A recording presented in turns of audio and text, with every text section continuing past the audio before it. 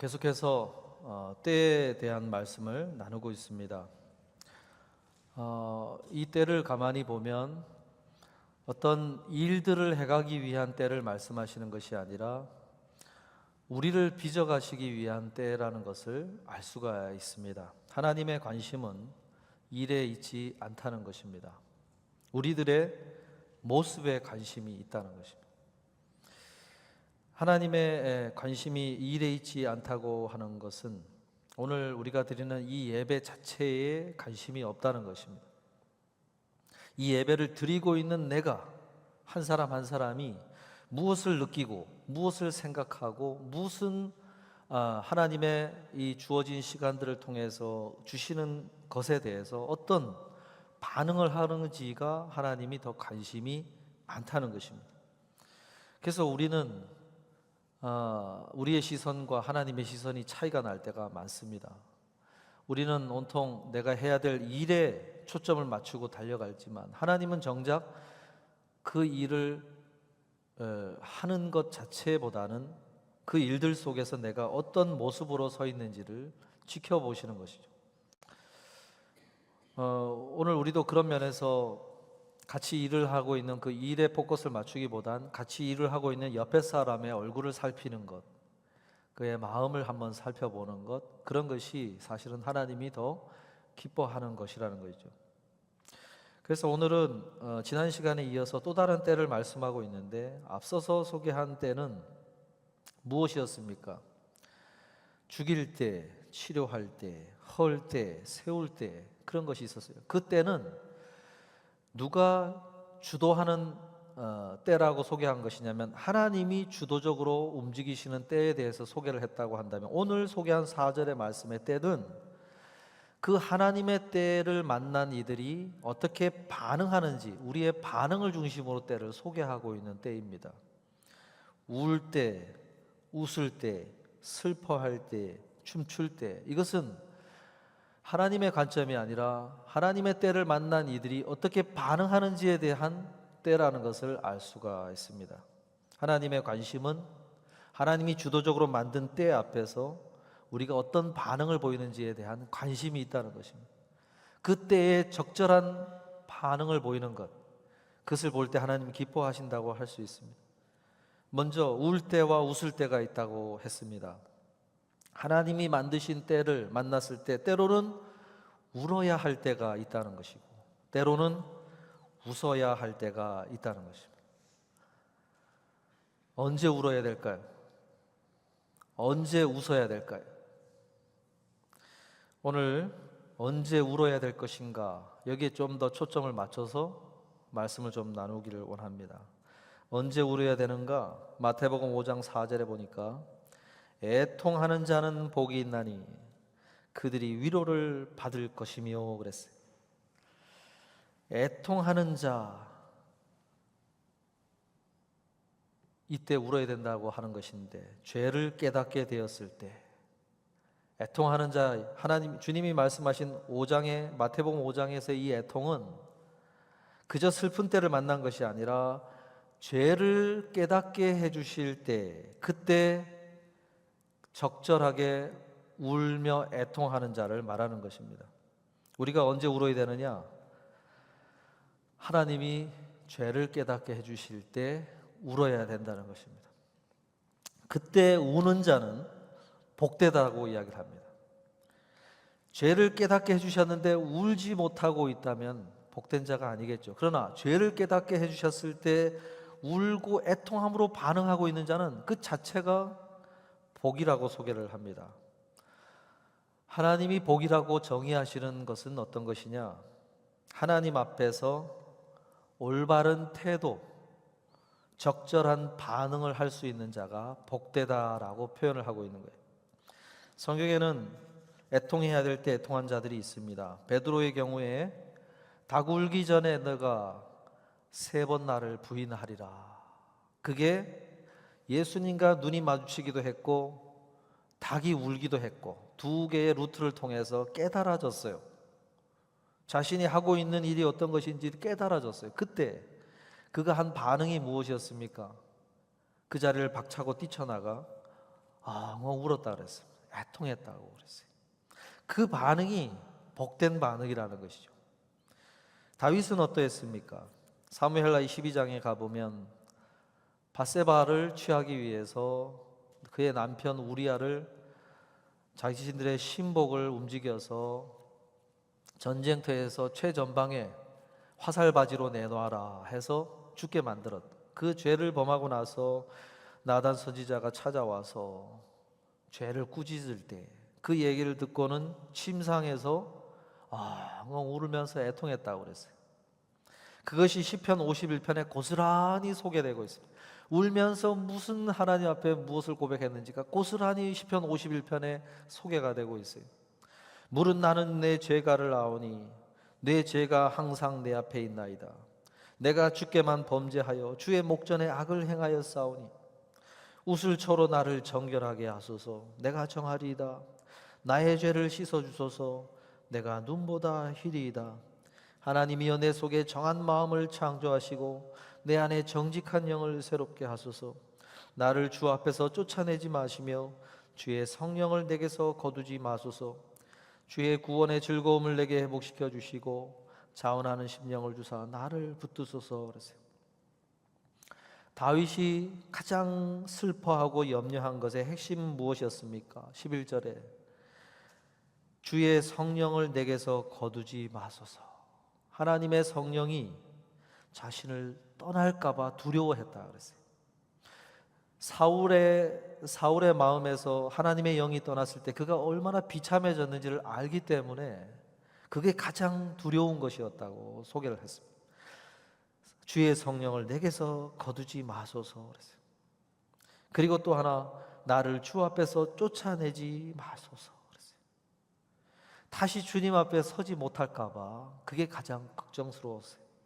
그래서 애통했다는 것입니다. 한마디로 죄를 짓고 자신의 내면이 어떻게 망가졌는지를 실상을, 그의 내면에서 어떤 일이 벌어졌는지를 실상을 하나님 안에서 깨닫고 그가 울었다는 것입니다. 여러분, 죄가 한번 우리 가운데 주된 마음이 되어 우리가 죄를 범하게 되면 5만 가지 우리의 내적으로 가꾸어져 간 것들이 한꺼번에 망가진다고 할 수 있습니다. 주님과의 친밀한 관계가 회복되는데 오래 걸립니다. 예배의 집중력이 흐트러집니다. 하나님의 말씀이 들어오지 않습니다. 기도가 막힙니다. 이 죄로 인해서 다윗 안에서 망가진 그 실상을 자기가 깨닫고 나서 애통했다고 그랬어요.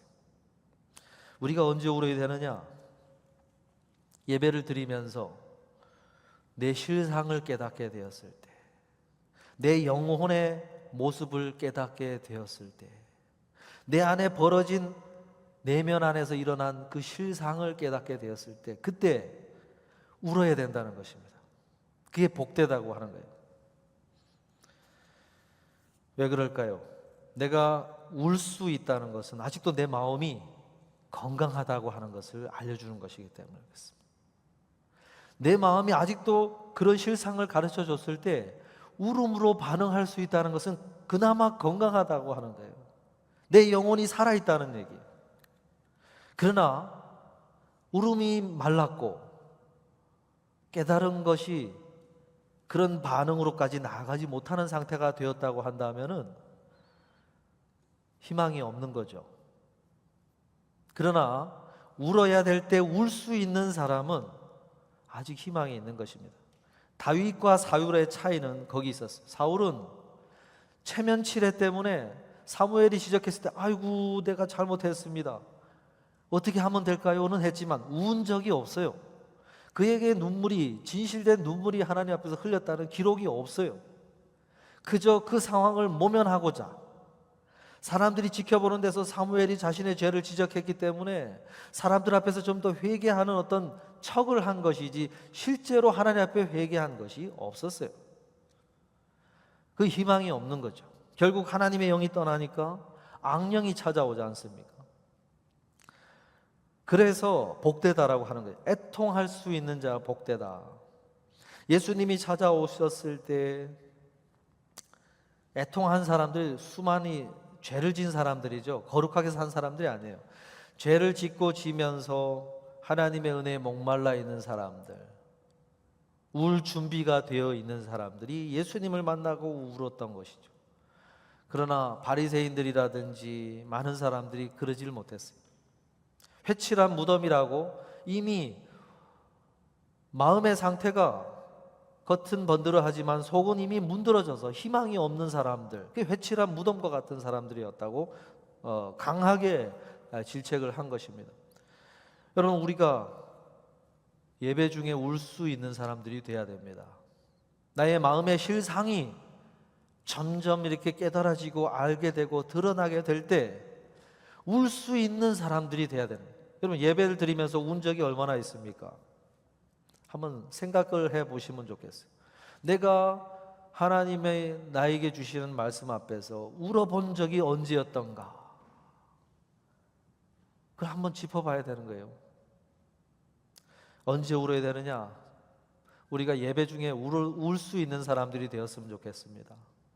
찬양을 부르다가 울음이 나고, 말씀을 듣다가 울음이 나고, 기도를 하다가 울음이 나고, 복된 사람이라고 성경이 얘기하고 있어요. 복되다. 그렇게 반응할 수 있는 너가 복되다. 그렇지 않다면 지금이라도 그런 은혜의 회복을 위해서 우리가 기도함으로 나아가야 되겠죠. 언제 울어야 되느냐? 느헤미야 8장 9절에 보면 백성이 율법의 말씀을 듣고 다 우는지라 총독 느헤미야와 제사장 겸 학사 에스라와 백성을 가르치는 레위 사람들이 모든 백성에게 이르기를 오늘은 너희 하나님 여호와의 성일이니 슬퍼하지 말며 울지 말라. 백성이 율법의 말씀을 들으면서 다 울었다 그랬습니다. 학사 에스라가 율법의 말씀을 펼쳐서 전달을 했는데 그 말씀을 듣고 울었다. 그들은 참 오랫동안 바벨론에 끌려가서 여러 나라를 거치고 여러 왕들을 거치면서 그렇게 하나님의 말씀과 멀어져서 세월을 한탄하며 살던 그들이 하나님의 기적적인 은혜로 포로로 해방시켜준 은혜를 누리고 다시 돌아와서 사람들이 모인 가운데 이 율법의 말씀을 들으면서 울게 된 것입니다. 그들이 흘린 눈물의 핵심은 그들에게 다시 이 땅으로 돌아오게 하시고 그들에게 다시 그 땅 가운데서 말씀을 들려주시는 하나님으로 인해서 울었다고 할 수 있습니다. 여전히 말씀을 들을 수 있는 기회를 주신다는 거, 그것 때문에 우리는 울어야 된다고 할 수 있죠. 여러분, 아모스 8장 11절에 가면 하나님이 이런 말씀을 합니다. 주 여호와의 말씀이니라. 보라, 날이 이를지라 내가 기근을 땅에 보내리니 양식이 없어 주림이 아니며 물이 없어 가람이 아니요 여호와의 말씀을 듣지 못한 기갈이라. 하나님이 어떤 기근을 만드시겠다고 한 것이냐면 양식이 없고 물이 없는 기근이 아니라 하나님의 말씀이 희귀한 기근을 너희들에게 줄 것이다 그랬어요. 여러분, 영적인 기근, 이것이 찾아올 수 있다고 이야기를 한 것입니다. 실제로 점점 말라가기 시작했어요. 선지자들의 어떤 물리적인 숫자가 줄어든 것이 아니라, 선지자들은 그 땅에 있었지만 참다운 하나님의 말씀을 전하는 선지자가 줄어들어가기 시작을 했어요. 물리적인 숫자가 아니라 진정한 하나님의 말씀이 입에 담아 선포할 수 있는 선지자들의 숫자가 줄어들더니 나중에 말라버린 거예요. 그런 기근이 찾아오게 됐다고 소개를 하고 있어요. 그렇게 바벨론 포로 시기에 참다운 하나님의 말씀에 목말라 있던 이들이 다시 돌아와서 그 학사 에스라의 입술을 통하여서 하나님의 말씀이 들려질 때 그들이 울었다고 하는 것입니다. 말씀은 의도적으로 열릴 수도 있고 의도적으로 닫힐 수도 있다는 것입니다. 여러분, 하나님의 말씀이 내 심령 깊은 곳에까지 들어올 수 있는 은혜를 누리는 것은 그냥 되는 것이 아니라 하나님이 문을 열으셨기 때문에 들려지는 것이고, 하나님이 그런 식으로 문을 닫아버리면 들려지지 않는 것입니다. 그러니 오늘도 나에게 하나님이 주시는 말씀이 들린다고 한다면 그것은 감격하여 감사함으로 울면서 받아야 될 그러한 은혜라고 하는 것을 알려주는 것입니다. 여러분, 그런 하나님의 말씀이 들려지고 있는가? 들려진다면요, 그 은혜를 가볍게 여길 것이 아니라 감사해야 된다는 것입니다. 하나님 감사합니다. 오늘도 나에게 이 말씀이 들을 수 있는 자로 우리를 여겨주시고 이렇게 이러한 자리 가운데 은혜를 베풀어 주셔서 감사합니다. 감사함으로 말씀을 받을 수 있는 사람들이 돼야 된다는 거예요. 말씀이 나에게 의미 있게 들려지는 것을 만났을 때 울 수 있는 자가 돼야 된다는 것입니다. 제가 랭캐스터에 있는 사이드 앤 사운드, 거기 모세 뮤지컬, 모세 편을 보러 갔다가 우리 아이들은 요나하고 노아 때, 그때가 가장 재밌었대요. 동물들이 나와서 막 눈앞에 너무 신기한 것들이 많으니까 그게 좋았대요. 근데 제 개인적으로는 모세 때가 가장 좋았어요. 모세 때는 사실은 밋밋하다고 여길 수도 있어요. 뭐 동물들이 많이 나오는 것도 아니고, 주로 뭐냐면 돌산, 시내산이 자주 많이 나오고, 시내산에 올라가서 십계명의 돌판에 글자가 새겨지는 장면에서 나레이터가 그 모세에게 들려졌던 출애굽기와 이런 율법의 말씀을 들려지는 장면을 나레이터가 하나님의 음성으로 이렇게 낭독하는 장면이 굉장히 많았어요. 근데 우리 아이들은 뭐 하품을 하면서 옆에서 지루하게 앉아 있는데 저는 막 눈물이 나는 거예요. 눈물이. 가만히 듣고 있는데 그 말씀이 모세에게 들려지는 말씀이 아니라 오늘 여기 앉아 있는 나에게 해주시는 말씀으로 막 들려지기 시작을 하는 거예요. 하나님이 나에게 들려주시는 그 말씀으로 들리니까 얼마나 눈물이 나든지, 그 은혜가 너무너무 좋았어요.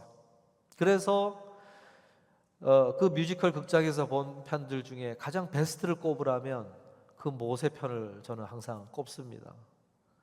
그 은혜가 얼마나 컸던지 나올 때 눈물을 훔치면서 나왔어요. 마찬가지로 여러분, 하나님의 말씀이 나에게 의미 있게 다가와서 내 마음에 너무나 깊은 울림을 주는 그런 말씀이 다가온다면, 하나님이 여전히 나에게 이렇게 귀한 은혜를 주는 대상으로 나를 바라보고 계시는구나 하면서 거기서 감사하며 감격하며 눈물을 흘릴 수 있는 사람들이 돼야 된다는 것입니다. 미국의 그 퓨 리서치 센터에서 2020년도 개신교 신자 1,500명을 대상으로 실시한 조사에서 예배 중에 하나님의 은혜를 깨닫고 눈물을 흘린 경험이 있습니까? 라는 질문에 68%가 있다고 대답을 했다고 합니다. 저는 그거 보고 그래도 미국 교회가 아직 희망이 있구나, 그런 생각이 들었어요. 68%가 현재 예배를 참여하면서 그런 은혜를 누리는 그런 누림의 경험들이 계속해서 있게 되고 있다고 소개를 한 것입니다. 여러분, 나에게 하나님의 말씀이 들린다는 것은 나에게 그런 하늘의 은혜의 문을 하나님이 열어놓고 있다는 증표라는 거예요. 그 증표가 있다는 것이 얼마나 감사합니까? 얼마나 감사합니까? 그래서 이스라엘 백성들처럼 우리는 울 수 있어야 된다는 것입니다. 언제 울어야 되는가? 시편 126편 5절 6절에 보면 눈물을 흘리며 씨를 뿌리는 자는 기쁨으로 거두리로다. 울며 씨를 뿌리러 나가는 자는 반드시 기쁨으로 그 곡식단을 가지고 돌아오리로다. 언제 울어야 되느냐? 씨를 뿌렸는데 열매 맺지 않고 있을 때, 하나님의 응답의 때가 보이지 않을 때, 그때 울어야 된다는 것입니다. 여러분, 기도를 했는데 기도의 응답이 없으면 그때 울어야 된다는 것입니다. 그때 울면서 뭘 해야 됩니까? 씨 뿌리는 작업을 중단하는 것이 아니라 다시 씨를 뿌리는데 울면서도 그 씨를 뿌릴 수 있는 그런 걸음을 걸어야 된다는 것이죠.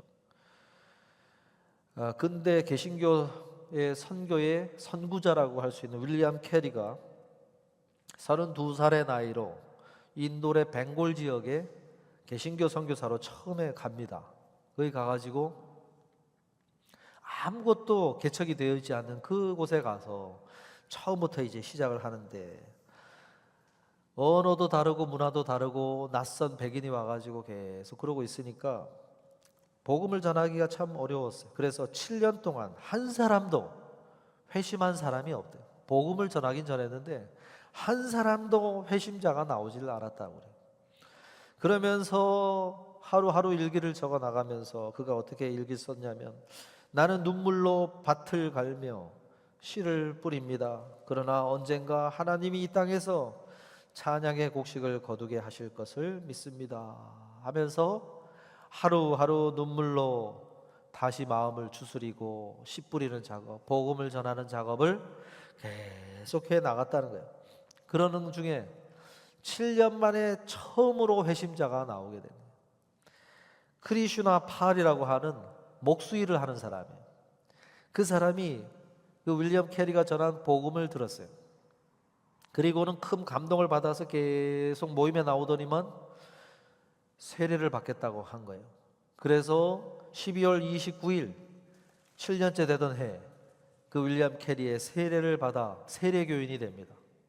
그로부터 그의 아내가 나오기 시작을 하고 여동생이 나오기 시작하고 4명의 딸이 복음을 받아들이고, 그리고 그 이웃 사람과 그의 아내 가정이 전도가 되고, 그리고 점점 그렇게 돼가지고 결국 그 멤버가 핵심이 되어 처음으로 최초로 로컬 주민이 중심이 된 교회가 세워지게 됐다는 거예요.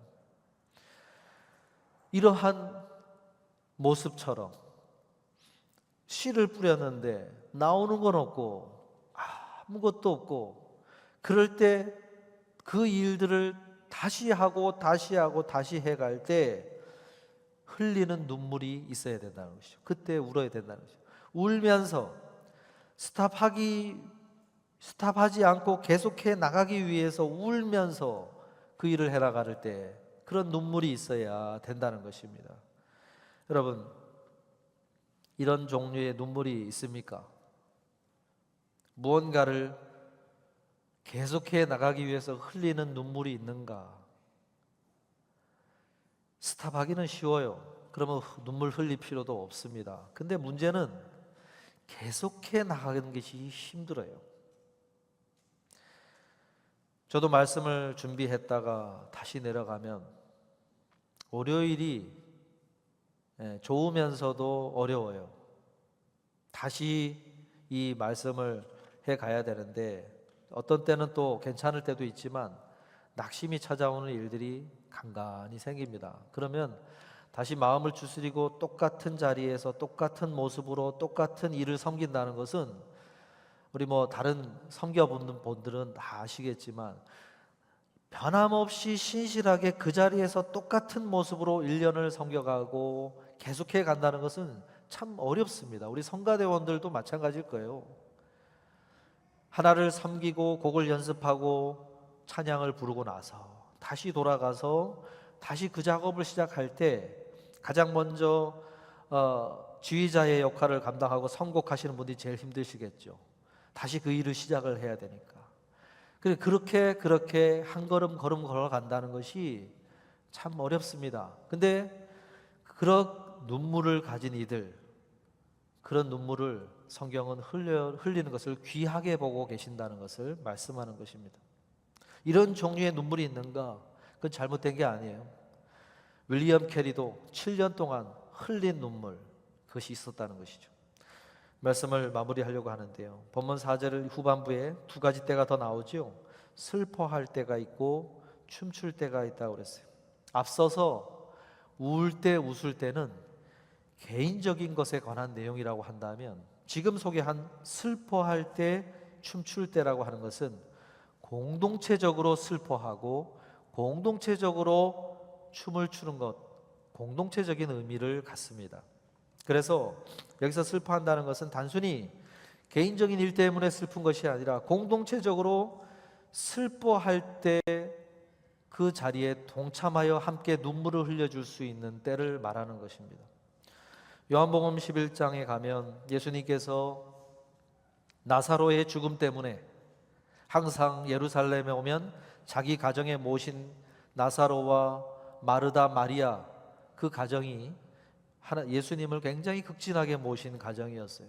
그래서 예수님이 늘 그곳에 머무는 것을 편애하셨고 좋아하셨어요. 그런데 나사로가 죽게 된 것이죠. 그랬을 때 사람들이 눈물을 흘리고 마르다와 마리아가 눈물을 흘리는 모습을 보면서 예수님께서도 함께 그 자리에서 눈물을 흘리시는 모습을 성경이 소개를 해줍니다. 그런 모습이 슬퍼할 때입니다. 슬퍼할 때. 예수님이 그러한 우리의 고통과 아픔 가운데 찾아오셔서 우리가 슬퍼하는 그 죽음이라고 하는 그 죽음 때문에 슬퍼하는 그 슬픔의 현장 속에 찾아오셔서 함께 눈물을 흘리시고 우리의 죄 때문에 하나님을 두려워하고만 있는 우리들에게 그 모든 사망의 권세를 깨뜨려 주시기 위해서 우리의 현장으로 찾아오셔서 그 위에 교회를 세우셨기 때문에 교회된 이들은 그 예수님의 DNA를 그대로 물려받은 사람들이죠. 그래서 로마서 12장 15절에 즐거워하는 자들과 함께 즐거워하고 우는 자들과 함께 울라 그랬어요. 초대교회가 교회됨을 어떻게 이해하고 있느냐? 함께 즐거워하고 함께 우는 것이 교회됨이다. 그렇게 이해를 하고 있는 것입니다. 함께 몸에 지체된 이들이 아파할 때 남의 일로 보는 것이 아니라 함께 아파하고 그들이 좋은 일을 만났을 때 함께 기뻐하는 것, 그것이 교회됨의 DNA라고 하는 것입니다. 교회 공동체가 교회다워지는 과정에는 항상 지체된 일의 희노애락을 함께하는 것입니다. 그러면서 교회다워진다고 할 수 있어요. 교회된 이들이 마땅히 슬퍼할 때 그 자리에 함께하지 않는 것은 교회다움이 아닌 것입니다. 그건 교회됨이 아니에요. 예수님이 직접 보여주신 교회됨이 아니에요. 예수님은 몸소 거기서 함께 우셨어요. 올 한 해 우리에게 그런 때가 찾아왔지요. 중병을 앓고 힘들어하는 이들이 있었습니다. 있고 지금 또 그렇게 힘겹게 걸어가는 이들을 위해서 우리가 함께 슬퍼하고 함께 마음을 나누고 함께 기도하는 자리를 가졌습니다. 그것이 교회 DNA이고 교회다워지는 과정이라는 것입니다. 그것을 하면서 우리는 한 지체의 됨을 확인하는 것이죠. 오늘 우리가 성찬식을 합니다. 성찬식도 마찬가지죠. 예수님께서 우리의 고통을 자신의 고통으로 끌어안아 주신 것을 기억하며 우리가 주님의 고난에 나의 고난으로 동참하는 의식이 성찬 예식입니다. 주님의 고난이 단순히 주님만의 고난이 아니라 우리의 고난인 것을 기억하고 각자가 그 십자가를 나누어 지고 나의 십자가로 짊어지고 짐을 나누어 지고 이 땅을 걸어가는 그런 자로 서는 것이, 그것을 확인하는 자리가 성찬 예식이라고 할 수 있습니다. 그래서 우리는 웃을 때보다는 울 때 더 교회다워지는 것이고, 이런 울음이 있을 때 더 교회로서의 모습이 갖춰지는 것이고, 그 자리에서 예수 그리스도를 경험하게 되고 체험하게 되고 배워가는 배움이 거기서 일어나는 것입니다. C.S. 루이스는 고통의 문제라는 책에서 그렇게 고백합니다. 나는 웃을 때가 아니라 울 때에 하나님을 체험했습니다. 하나님을 개인적으로 공동체적으로 그 울음의 울음 속에서 울어야 될 때 울면서 하나님을 경험했다는 거예요. 자신의 고통 한가운데서 자신을 위로하시고 가까이 다가오시는 그 하나님을 경험했다고 소개를 하고 있습니다. 그래서요, 이 땅을 살아가는 우리는 흘려야 될 눈물이 있다는 것입니다. 흘려야 될 눈물. 그 눈물을 흘리면서 교회됨이 이루어져 가고 그리고 하나님의 사람으로 세워져 가는 것입니다. 여러분, 그런 면에서 우리 교회가 많이 울었으면 좋겠습니다. 예배 때 울고 아픔이 있는 사람들과 함께 울고 그리고 뭔가를 계속해 나가기 위해서 울며 씨를 뿌리고 그런 걸음을 많이 하는 눈물이 많은 교회가 되었으면 좋겠어요. 눈물이 많은 교회, 그것은 건강한 교회입니다. 건강한 교회. 눈물이 메말라 있는 교회는 건강하지 못한 교회입니다. 예배 때 눈물을 적시며 나오는 사람들이 많은 교회가 건강한 교회라고 할 수 있습니다. 그래서 여러분, 그런데 오늘 이 땅을 살아가는 교회는 눈물이 많아야 되지만 하나님 나라의 천상의 교회가 된 이들은 눈물을 하나님이 닦아주십니다. 요한계시록 21장 4절에 보면 모든 눈물을 그 눈에서 닦아주시니 다시는 사망이 없고 애통하는 것이나 곡하는 것이나 아픈 것이 다시 있지 아니하려니 처음 것들이 다 지나갔음이로라 그랬어요. 이 땅에 사는 교회는 눈물을 흘리는 교회이지만 다시 새 하늘과 새 땅이 마련되어지고 그곳에 모인 천상의 교회에 모인 이들은 눈물이 아닌 기쁨으로 교회됨을 이루어가는 세상이 펼쳐진다고 이야기를 하고 있습니다. 오늘 이 땅을 살아가는 동안에 많이 울은 교회는 하나님 앞에 가서 많은 위로를 받게 될 것입니다. 개인으로서도 눈물을 많이 흘린 자는 주님 앞에 큰 위로를 받게 될 것입니다. 여러분, 이 땅에 우리가 교회됨을 이루어가는 방식은 눈물이라는 거예요. 눈물을 흘리며 그 길을 걸어가는 자들, 그것이 건강한 교회요 온전한 교회라고 하는 사실을 오늘 우리 기억하시고 많이 울 수 있는 우리 모두가 되어셔서 이 땅 가운데 온전한 교회를 이루어 가다가 주님 앞에 섰을 때 우리의 눈물을 닦아주시는 그 주님 앞에 서시는 저 여러분 되시기를 주님의 이름으로 축복합니다.